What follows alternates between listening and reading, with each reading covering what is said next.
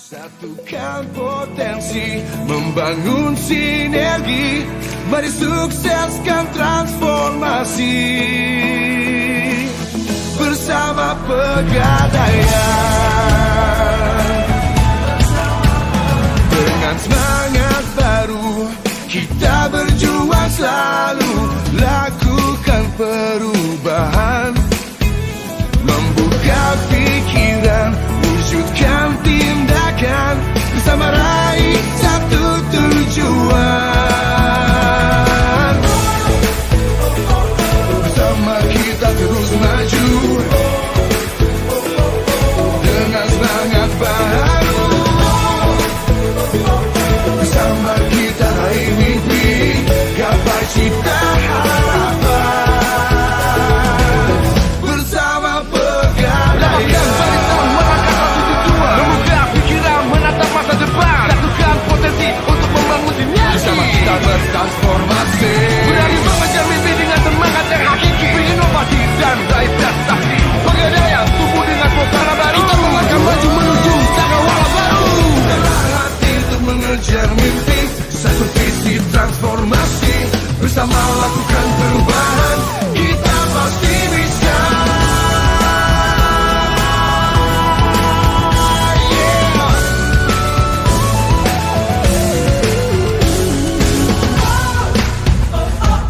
Bersama kita terus maju,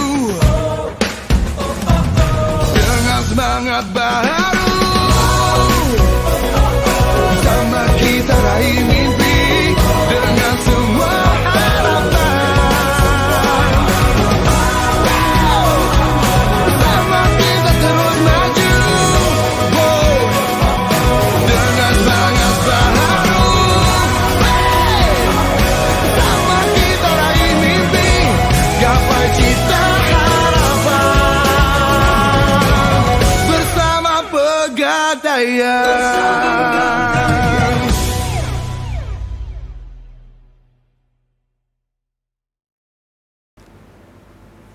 Assalamualaikum warahmatullahi wabarakatuh.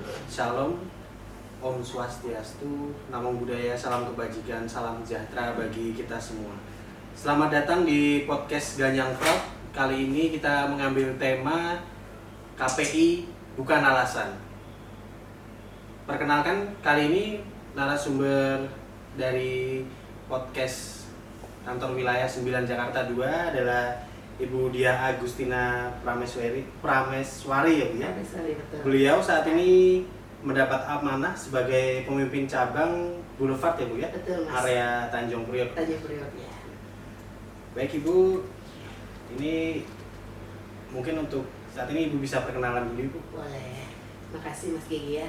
Baik, Assalamualaikum warahmatullahi wabarakatuh. Teman-teman, perkenalkan saya Diah Agustina Prameswari. Saat ini saya diberikan amanah sebagai pimpinan cabang Pegadaian Boulevard dari tahun 2021. 2021 ya. Jadi ini sekarang masuk tahun hampir kurang lebih 1 tahun setengah. 1 tahun setengah ya. ya. Betul. Narasumber kali ini adalah sosok yang humble sekali, jadi mungkin nuansa-nuansa tegangnya nggak ada gitu, tapi tetap mencapai target bisa terus tercapai ya Bu ya. Ya, insya Allah. Nah, gitu. Berarti ini benar-benar menerapkan program-program dari perusahaan, tetapi dengan cara yang tidak konvensional, artinya tidak dengan ketegangan seperti itu Bu ya. Baik, nah, ini kita langsung mulai aja Bu, mungkin Bu. Siap Mas. Di pertanyaan pertama mungkin ini Bu, Ibu kan sudah berapa tahun Ibu mengabdi di Pegadaian? Di Pegadaian saya dari tahun 2009, jadi kurang lebih sudah 13 tahun. Nah, 13 tahun itu Bu ya. Iya. 13 tahun itu saya kira juga perjalanan yang cukup lama. Ya. Ini bisa ceritakan sedikit Bu pengalaman Ibu yang berkesan ini Oh, yang berkesan. selama berkarir di Pegadaian dari 2009 ini. Oke, baik, terima kasih Mas Gigi. Tentunya dari 2009 sampai sekarang banyak sekali ya pengalaman yang memang berkesan bagi saya, terutama untuk perkembangan perjalanan karir saya. Nah, saya mungkin mau agak sedikit cerita nih. Jadi Mas, alhamdulillah dari 2009 sampai sekarang banyak sekali pengalaman ya yang berkesan saya selama bekerja di Pegadaian. Yang paling berkesan banget itu di tahun 2018 Mas. Jadi di tahun 2018 alhamdulillah saya diamanahkan oleh perusahaan. Saat itu pimpinan wilayahnya Bapak Adenannya saya untuk memimpin cabang. Nah, kebetulan tahun 2018 di bulan 1 Oktober saya ingat banget saya di penugasan di cabang Pondok Pinang. Saat itu dengan posisi cabang tersebut YTD-nya kinerjanya minus 3% saat Minus itu. 3%. Minus 3% saat itu. Nah, terus saya di-challenge nih sama beliau, Mbak Dia gimana caranya Mbak Dia bisa masuk tapi bisa minimal positif gitu. Maksudnya artinya minimal impas dengan tahun lalu YTD-nya. Tidak minus lagi. Ya, tidak minus lagi seperti itu. Nah, jadi saya saat itu saya merasa ter-challenge diri saya akan coba buktikan ke manajemen saya bisa, dan ternyata alhamdulillah di akhir tahun 2018 saya bukan lagi minus dan bukan lagi nol, tapi alhamdulillah pertumbuhan saya positif 4,2% saat Justru itu. malah positif ya. Iya, justru malah Jadi, positif. Tantangannya itu benar-benar bisa Ibu lalui dan malah melampaui ya, Bu? Iya, alhamdulillah saya ternyata setelah dieksplorasi diri saya dan saya teman-teman merangkul teman-teman, alhamdulillah di tahun 2018 akhir saat penutupan itu 31 Desember saya bisa positif 4,2%. Nah, dari situ Mas pengalaman saya masih alhamdulillah akhirnya didefinitifkan sebagai Pinca Pondok Pinang. Kemudian saat itu kan memang OSL Pondok Pinang sekitar 60 miliar Mas. Nah, di tahun 2021 alhamdulillah saya diberikan amanah lebih tinggi lagi dari perusahaan. Saya diberikan amanah bisa menjabat memegang cabang Boulevard yang notabene-nya OSL-nya 2 kali lipat dari cabang Pondok Pinang sebelumnya. Jadi kurang lebih di Pondok Pinang sekitar 60 M, di sini sih kurang lebih hampir 120-an lah. Jadi tanggung jawabnya 2 kali ditambah. lipat, ditambah betul. Karena Ibu dianggap bisa melampaui target yang sudah diberikan oleh pimpinan wilayah ya, Bu ya. Iya. Jadi Insya Allah. mungkin ini dengan cara-cara Ibu yang humble ini, jadi mungkin karyawan di bawah jajaran di bawah Ibu ini jadi tidak merasa bahwa dikasih target gitu akhirnya jalan-jalan terus, bahkan bisa melampaui, dan Ibu sekarang diberi tanggung jawab yang lebih. Iya. Jadi memang saya besar ya, Bu? Iya betul. Jadi memang saya sama teman-teman itu saya berusaha sebagaimana bagaimana saya merangkul mereka gitu Mas. Jadi saya bukan merasa saya atasannya mereka, tapi saya merasa mereka tim saya, rekan saya mendukung untuk bisa mencapai target yang perusahaan tetapkan. Jadi saya mungkin dengan cara-cara simpel, mungkin dengan saya biasanya breakdown target per bulannya, per minggunya berapa, per harinya berapa, biar mereka juga nggak merasa terbebani dengan angkanya besar ya, tapi kalau mulai dicicil tiap hari itu kan jadi nggak terasa juga. Betul, seperti itu Mas. Jadi kita sudah ngomong bisnis nih, jadi Ibu ini kayaknya sangat bisnis sekali gitu, bisnis minded. Nah, ini gimana Ibu memandang perkembangan PT Pegadaian sampai sekarang ini, dari mulai awal Ibu dulu bergabung sebagai karyawan di Pegadaian sampai sekarang gimana Ibu? Oke. Menurut Ibu? Menurut saya perkembangan PT Pegadaian ini luar biasa cepatnya ya. Jadi perkembangannya benar-benar maju, saya merasa tuh. Karena apa? Karena kita ini yang dulunya hanya orang mengenal sebagai gadai saja. Iya. Sekarang sudah kita kan sudah merambah ke digitalize kan. Betul. Jangan kita sudah perkembangan teknologi informasinya benar-benar luar biasa. Kita sudah punya aplikasi Pegadaian digital, pembayaran pun bisa lewat channel, bisa transfer, bisa melalui virtual account atau pembayaran di outlet-outlet di luar Pegadaian seperti di Indomaret, di Alfamidi yang seperti itu, Alfamart yang seperti itu. Untuk dari segi teknologi informasi perkembangannya memang luar biasa majunya. Dari segi SDM juga Mas, kalau menurut saya juga berkembangnya lebih cepat juga sih. Jadi sudah terbukti ya, banyak juga lah pimpinan-pimpinan yang sudah dari kaum muda yang milenial yang sudah banyak yang dipercayakan, diamanahkan untuk bisa memegang suatu tanggung jawab yang lebih besar, mungkin seperti pimpinan cabang atau kepala departemen atau kepala divisi seperti itu ya. Jadi memang dari segi SDM juga banyak. Terus juga kalau menurut saya sih jadi semakin besar perusahaan ini PT Pegadaian pasti juga kan semakin juga besar resikonya gitu. Betul. Seperti itu sih Mas. Bisnis tidak luput dari resiko ya Bu ya. Betul. Iya. Dan itu tapi resiko itu bukan untuk dihindari tapi untuk dikelola seperti itu. Benar. Mitigasi resikonya. Betul sekali. Nah jadi ini pas sekali nih kalau berbicara tentang resiko. Salah satunya kan ada yang namanya risiko fraud Ibu, yang dilakukan oleh pegawai. Ini bagaimana menurut Ibu memandangnya sebagai salah satu resiko bisnis ini bagaimana Bu? Fraud ini? Iya. Oke.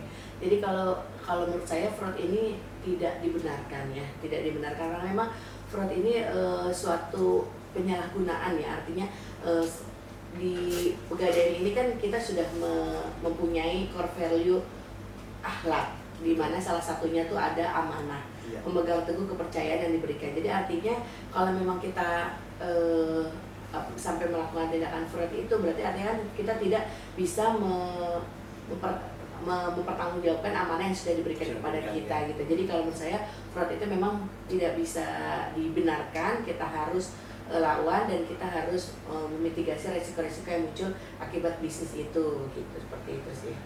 Apalagi kita industri keuangan ya Bu ya. Betul, kita industri keuangan yang bergerak ada barang dan jasa sehingga ada barang ada uang sehingga kita memang harus menjaga tersebut dan tidak menyalahi wewenang yang diberikan ke kita ya Bu ya. Amanah tadi. Amanah yang diberikan kepada kita, betul.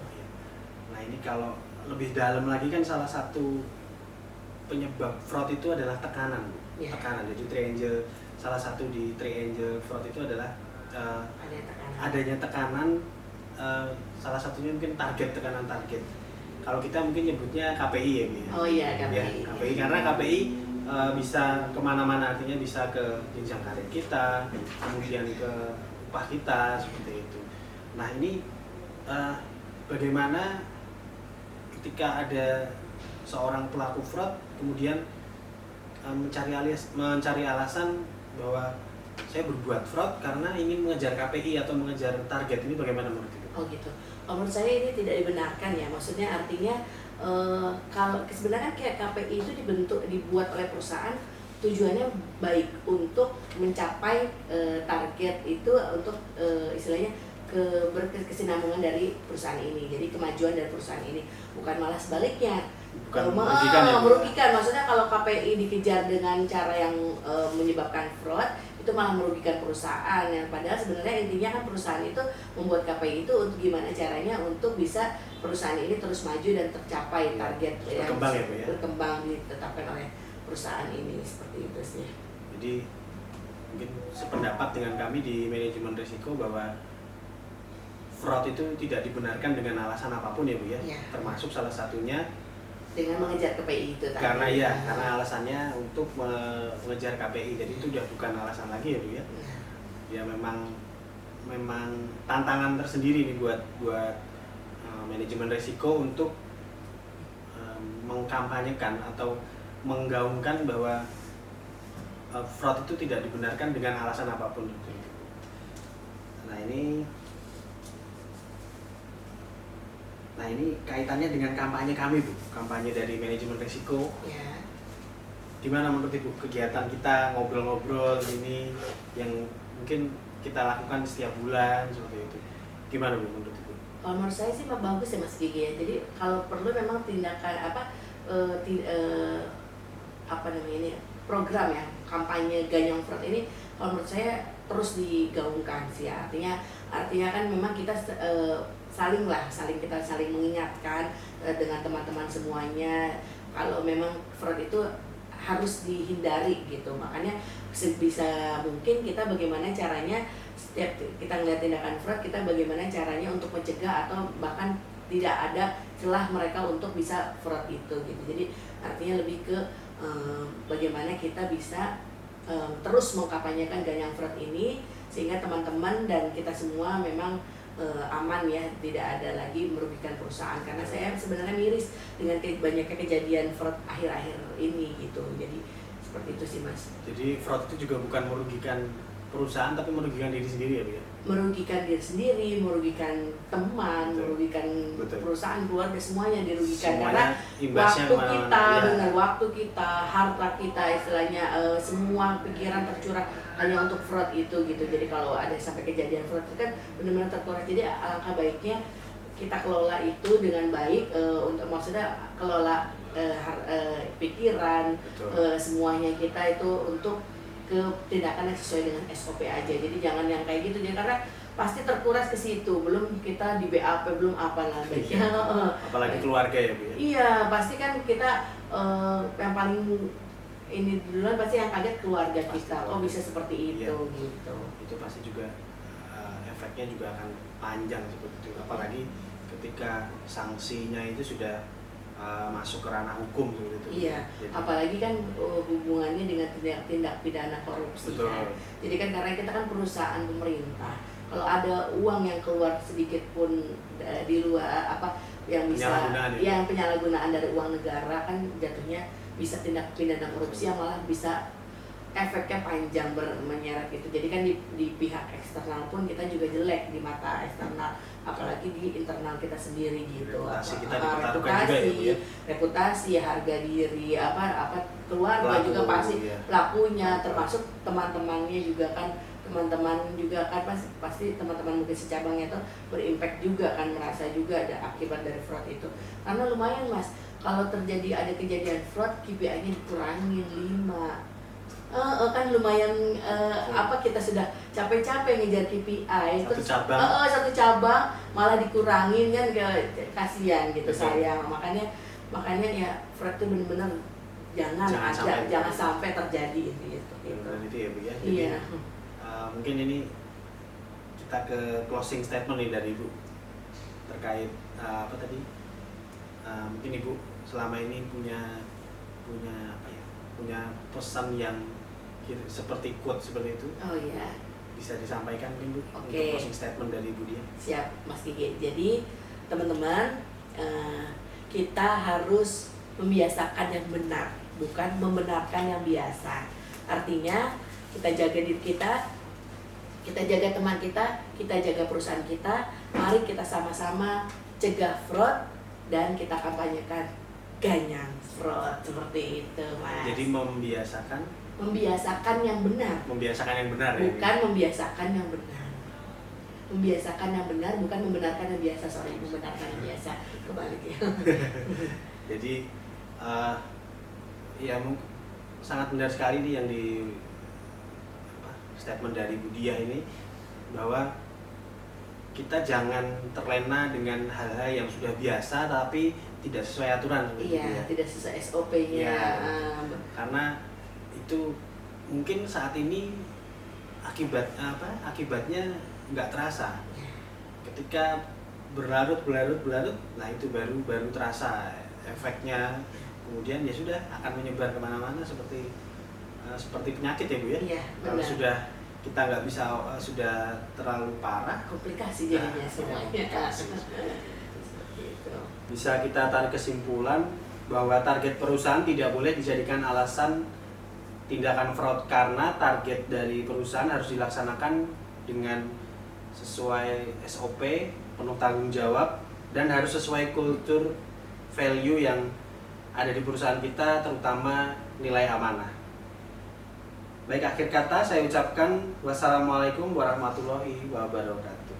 Ibu mungkin untuk mengakhiri ngobrol-ngobrol kita bisa ini ya Bu ya? Oke. Salam sadar resiko gitu ya. Siap. Baik, saya itu ya Bu ya. Oke. Salam sadar Salam resiko. sadar resiko.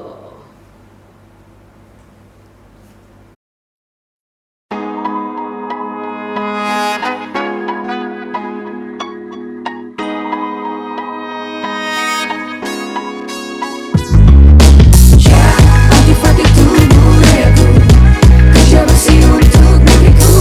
Jangan kau kira ku kan lengah menggabasmu diriku. Anti fraud bukan sekedar bualan belaka, konon katanya itu cuman di budaya, itu ada dalam tindakan nyata. Hei kawan, pakai akhlak untuk berkarya.